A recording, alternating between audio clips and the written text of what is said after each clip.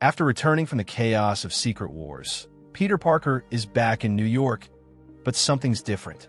This new black suit he picked up on that alien world, it's not just stylish, it's incredible.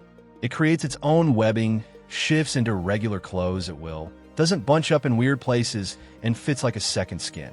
Peter has no idea it's alive. Not yet. But for now, he's just enjoying the upgrades. Swinging through Times Square, Peter reflects on how much he loves this city, even if someone really needs to do something about the crime. Then he smirks. Oh right, he's someone. Back in the game, back in his element. The perfect moment to stretch out his new threads and maybe punch a few bad guys along the way. Just a regular day in New York City, until Shocker shows up, blasting away with his vibro gauntlets and a brand new attitude. But Spider-Man? He's not worried. Sure, Shocker's shouting like he's ready for a rematch, calling Spidey a pro loser and threatening to knock his teeth out. But Peter? He's been through worse. Way worse. I fought a secret war across the universe, he thinks. This is nothing. And that's not just bravado. Peter's rocking some serious upgrades. The alien black suit he picked up on Battleworld is working wonders. It spins its own webs, it's more durable than anything he's worn before, and best of all, it doesn't bunch up in the crotch. Yeah, he's got priorities. Even in the middle of a fight, Peter flashes back to how he got it. A gift from some weird alien tech, with Hulk pointing him toward the upgrade. And now, back on Earth, he's finally getting to test it out. Shocker's bringing his A-game, but Peter's loving the chance to break in the suit, and maybe break a few of Shocker's toys while he's at it. Peter Parker's life was never simple, not even when he was wearing the most advanced suit he'd ever had. Lately, he's been spending more and more time with Felicia Hardy, the Black Cat. Their chemistry is electric, and with both of them in black, they make quite the dangerous duo. But even in their playful moments, there are secrets. Felicia's hiding something big. She recently went through a transformation, gaining powers that twist probability, bringing bad luck to those around her. What she hasn't told Peter is that she got them from Kingpin, and she can't let him know.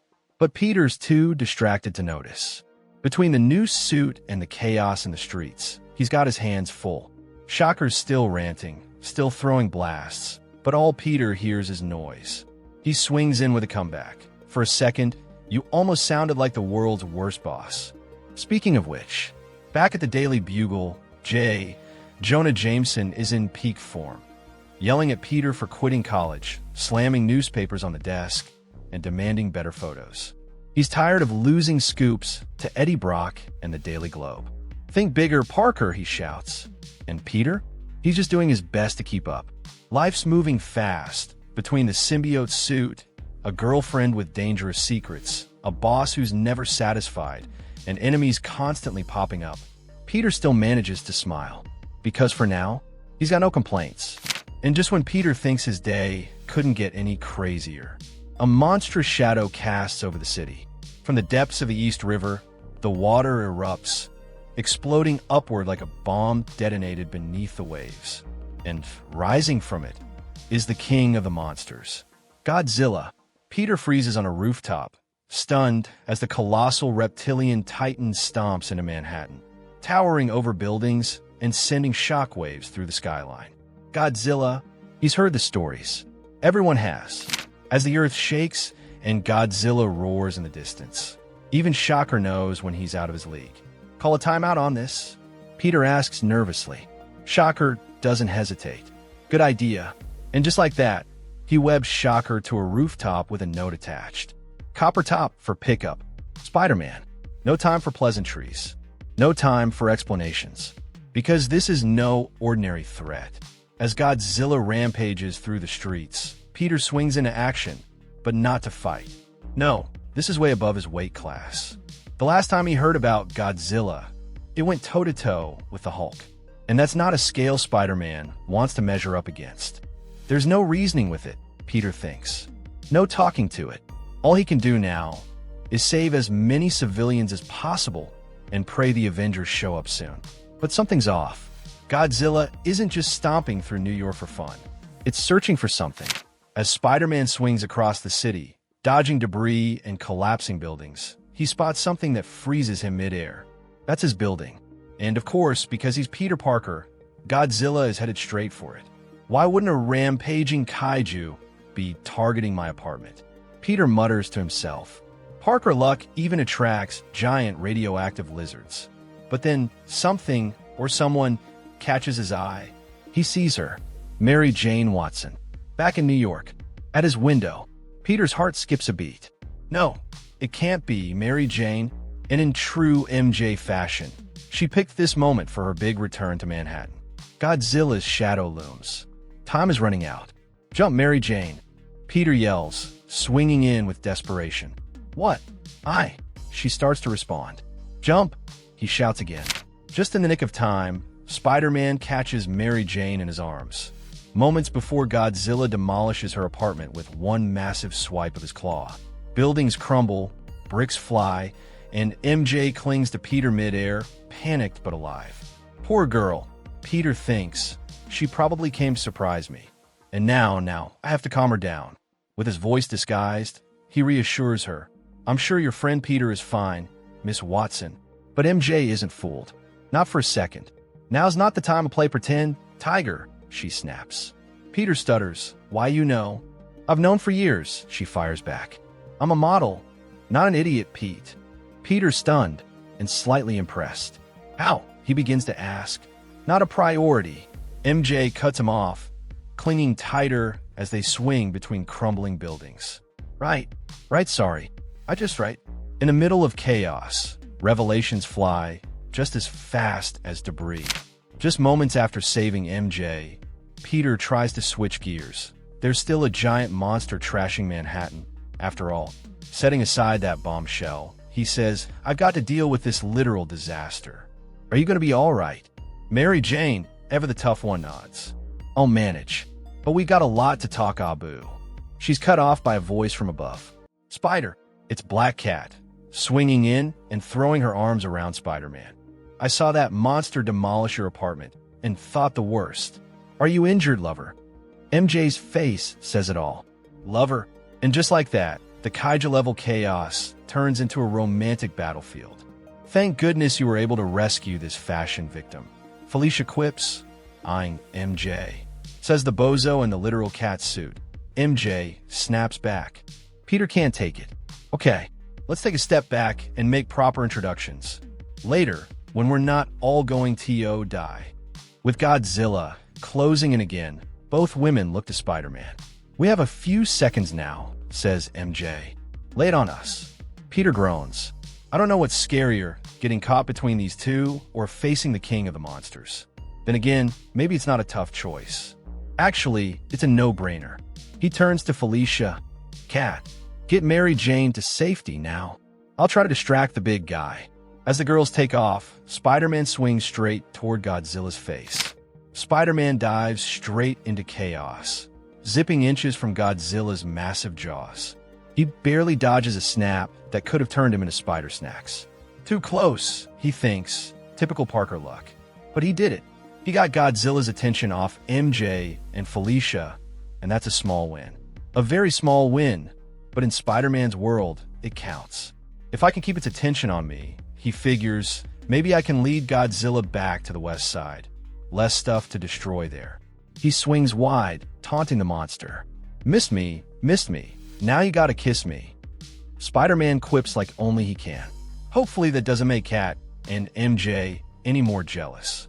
And somehow, it's working. Godzilla turns and follows.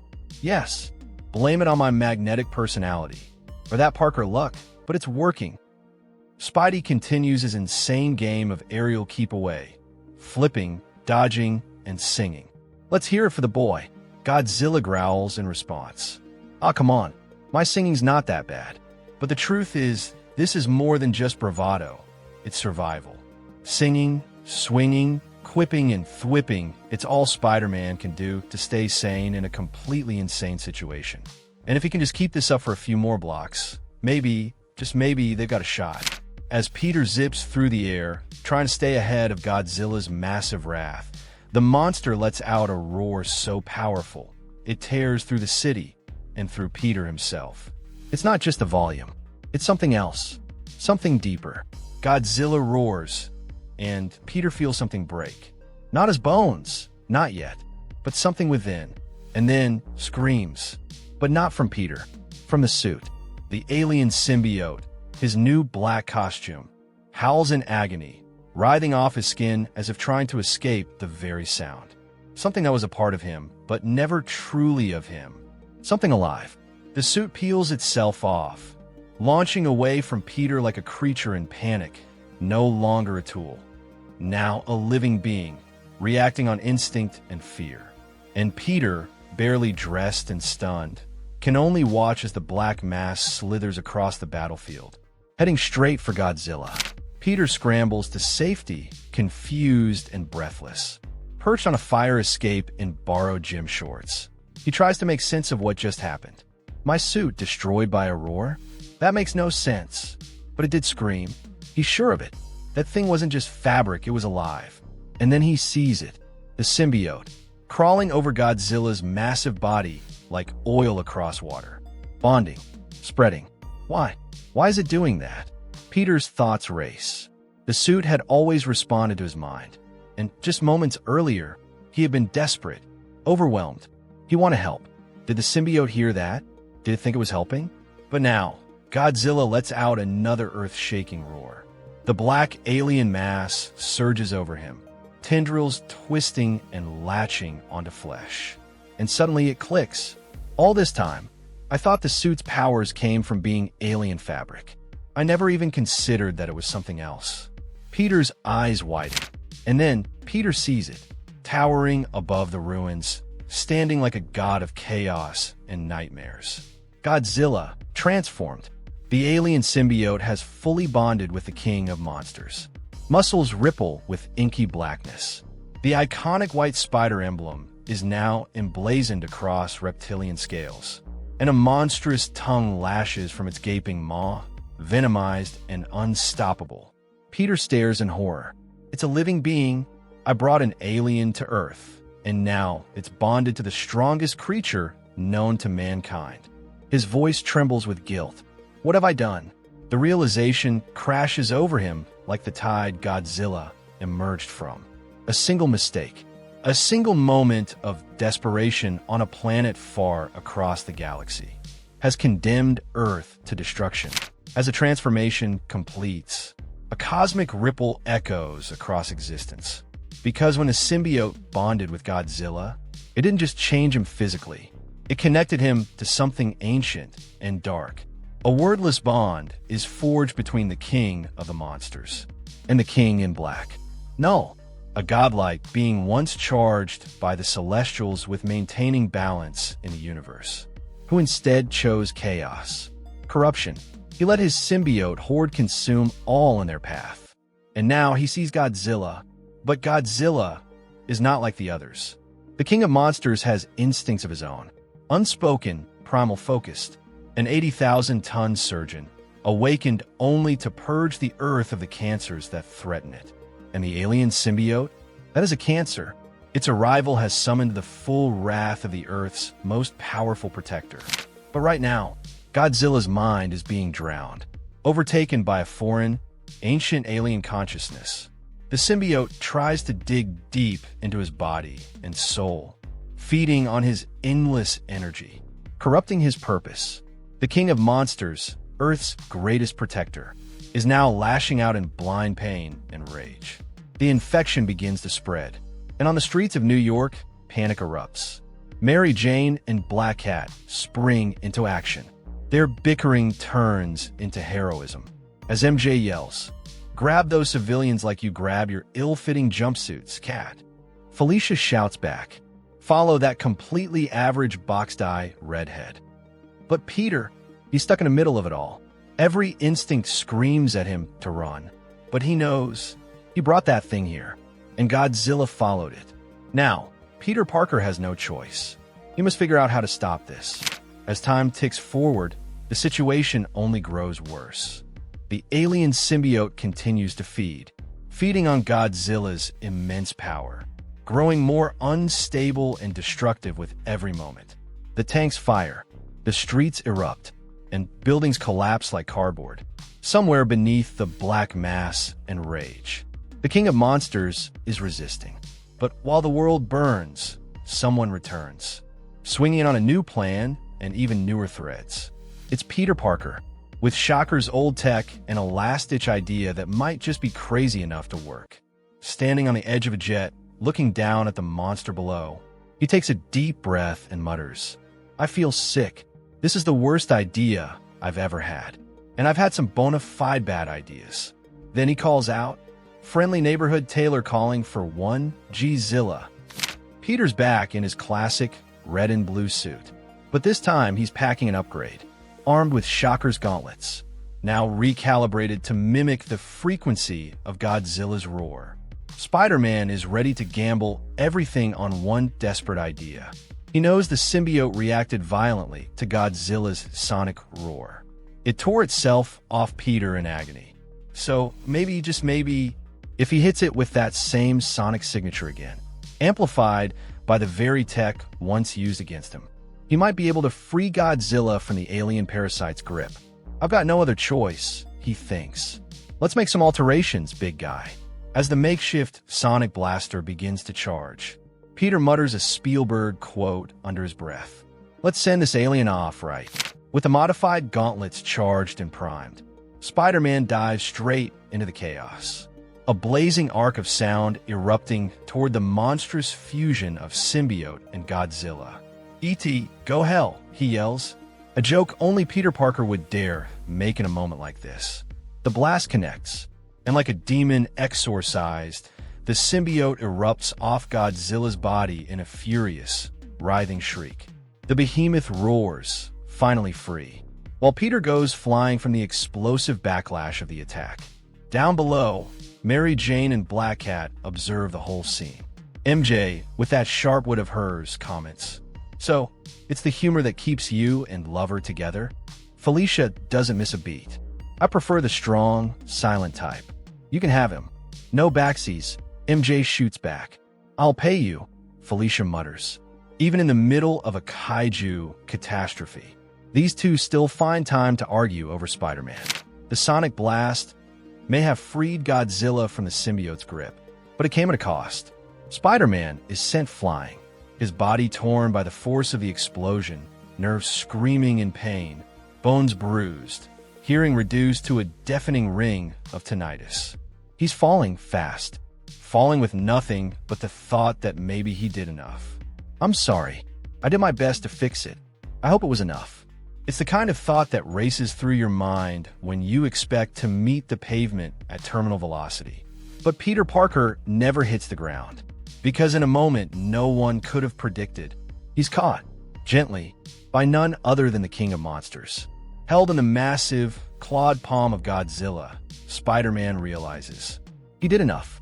And with a faint smile, battered and aching, he says exactly what every Daily Bugle photographer would say in that moment. "I wish I had my camera." The streets of Manhattan tremble. Buildings crumble, fires rage. And above it all, two titans collide. Godzilla and the creature that was once Spider-Man's alien suit, now locked in a battle that could decide the fate of the Earth. The symbiote has evolved. It's stronger than ever, feeding off Godzilla's energy, twisting into something more monstrous with each passing second. But it's not the only one that adapts. Godzilla, the king of monsters, is no stranger to change. His body surges with power, and now he fights back. In a moment of trust, Peter passes the baton. "Take it from here, big guy." Spider-Man retreats to safety, exhausted, humbled. He knows he's done all he can. Now it's up to Godzilla. With a thunderous roar and a flash of atomic energy, the king of monsters unleashes his fury. The symbiote, now a towering, corrupted titan of darkness, is obliterated, atomized by Godzilla's atomic breath. Ash rains over Manhattan like snow. The city goes quiet. Spider-Man watches in awe, fists raised in victory. Yes, yes. Godzilla casts him a look, silent, knowing, and Spider-Man gets the message loud and clear. "You don't have to tell me twice. All future spider suits will be made in the USA by me." As the monster turns and disappears into the ocean, Peter collapses onto a rooftop, sore and aching. "When I wake up in a million years, ouch." Earth is safe for now. But one thing's certain, this was a day Peter Parker will never forget. And that's the story, folks. Please, leave your thoughts below and don't forget to like and subscribe for more videos like this one. See you next time.